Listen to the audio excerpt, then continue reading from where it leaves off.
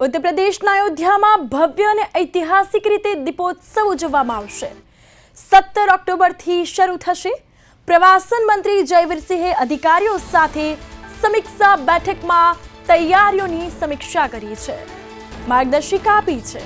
તો 17 ઓક્ટોબરથી શરૂ થનારા અયોધ્યામાં 5 દિવસીય કાર્યક્રમમાં सांस्कृतिक कार्यक्रमों, रामलीला, परंपरागत पौराणिक प्रदर्शन, झांकियों, सरघस અને सांस्कृतिक प्रदर्शन रजू કરવામાં આવશે।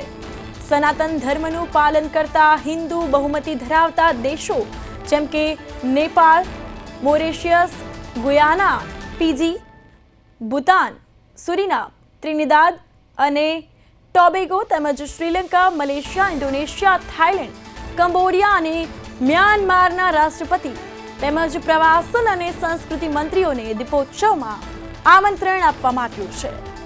અયોધ્યામાં ધામધૂમપૂર્વક ઉજવણી થશે અને દીપોત્સવની આ ઉજવણીમાં સૌ કોઈ ભાગ લેશે। તડામાર તૈયારીઓ શરૂ કરી દેવામાં આવી છે। 17 ઓક્ટોબરથી કાર્યક્રમો શરૂ થશે।